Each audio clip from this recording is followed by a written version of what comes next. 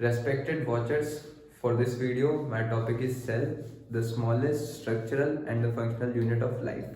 As we all know that the cell is the smallest unit of a body. Same sort of cells combine and make tissues. Same tissues combine and make organ. Different type of organs combine together and make an organ system. And a body is composed of organ system in which there are so many organs.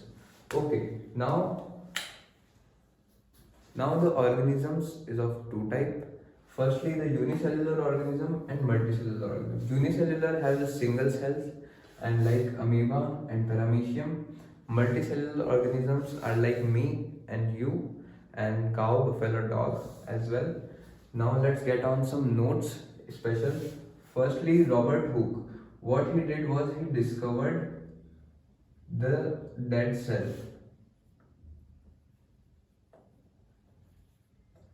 He discovered the dead cell in a cork of a plant. Now the second is Anton van Leeuwenhoek. He discovered living cells in a pond water through a microscope. Now the Matthias Schellinger and the Theodor Schezwan, they combined together and both gave cell theory. Cell theory explains about the plants and animals are composed of cell. Theodor Schezwan was a zoologist, but he told that the basic feature of the plant cell is the cell wall. Now at last we have Rudolf Virchow. What he told us about that the new cells come from pre-existing cells. As well, we get on our second slide. Let's have a look upon prokaryotes and eukaryotes. Prokaryotes are primitive cells which are firstly evolved and eukaryotes are advanced cells. Okay, let's talk about some differences of prokaryotes and eukaryotes. Here, the DNA is naked. And here, the DNA is bounded by histone protein. The shape of the DNA is like it's in a circular shape, and here the shape of the DNA is like linear. Okay, so in prokaryotes, the organelles, it don't have any nucleus. Instead, it has nucleoid in it, and it has nucleus. If there is nucleus, nucleus is also bounded by a membrane. Okay. So it has the 70S ribosomes type and it has the ribosome type of 80S in it. Now let's talk about reproduction. It reproduces by binary fission and it reproduces by the method of mitosis and meiosis.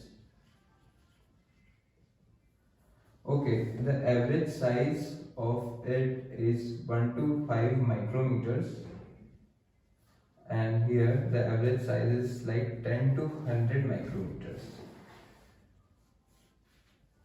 Let's get to our next topic. This is a diagram of prokaryotes. As we can see that it has a cell wall. This is the cell wall and it also has a cell membrane in it. I must write cell wall and cell membrane. These are the ribosomes. These are called flagella. It helps in movement and ribosomes are helped to produce proteins. These prokaryotes, the examples of prokaryotes is bacteria, blue green algae and PPLO. As one thing more, that the prokaryotes reproduce much faster than eukaryotes. Okay, so now let's get to eukaryotes. So eukaryotes is of two types, plant cell and animal cell. Let's talk about the basic differences between them. They both have cell membrane. Okay, plant cell have a cell wall, but animal cell don't have a cell wall.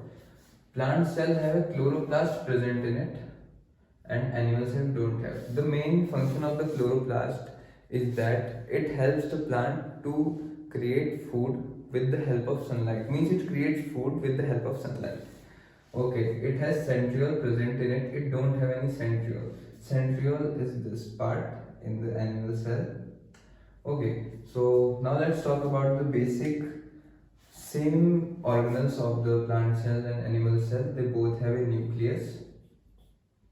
Nucleus contains the hereditary traits of a cell like DNA. Okay, animal cell has alveoli on the top of it. Animal cell don't have an alveoli. It has a cell wall instead.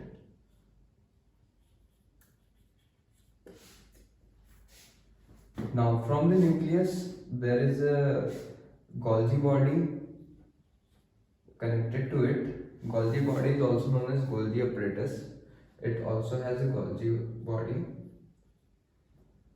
With the Golgi body, another thing is connected here in the plant cell, plant cell and animal cell both. Well, actually, it's the endoplasmic reticulum. It is of two types: rough endoplasmic reticulum and smooth endoplasmic reticulum.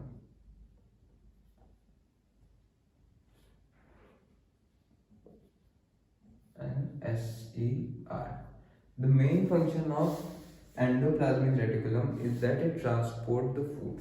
The smooth endoplasmic reticulum help in transportation of food material as well as the waste material. In rough endoplasmic reticulum, the ribosomes are embedded on it.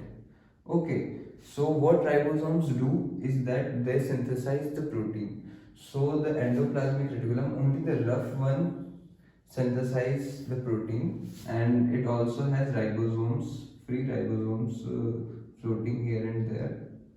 Okay, with the ribosomes, it has lysosomes also, which is not present in plant cell. Plant cell ribosomes are present, but it also has vacuoles in it.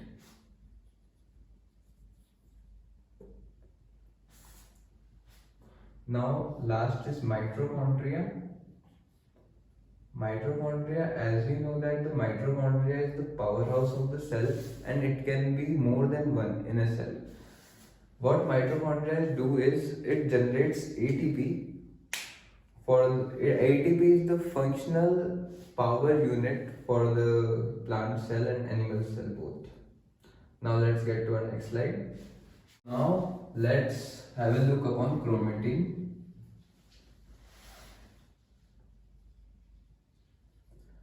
Chromatin is like a thread. Okay, this is a chromatin and these are histone protein on it. In DNA, it's like this, but I have made up it like this for the better understanding.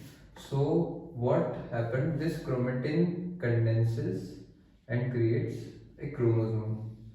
Chromosome X and Y are present in humans. X and X chromosomes is for girls and X and Y chromosomes is present in boys. So these chromatins contain DNA and RNA. 2% RNA and 98% made up of DNA. Okay. So like this, the trait characteristics come from the these chromosomes, and these chromosomes is made up of chromatin by condensation of chromatin, and this chromatin is present inside the nucleus. So next, I want to tell you what's on the cell, and like this is a cell. This is called cilia and flagella. Okay, these for the movement of cell. Cilia has a fast movement. Cilia is like the short hairs present on the cell, and flagella is like the long hairs present on the cell. Okay, in bacteria the flagella is present.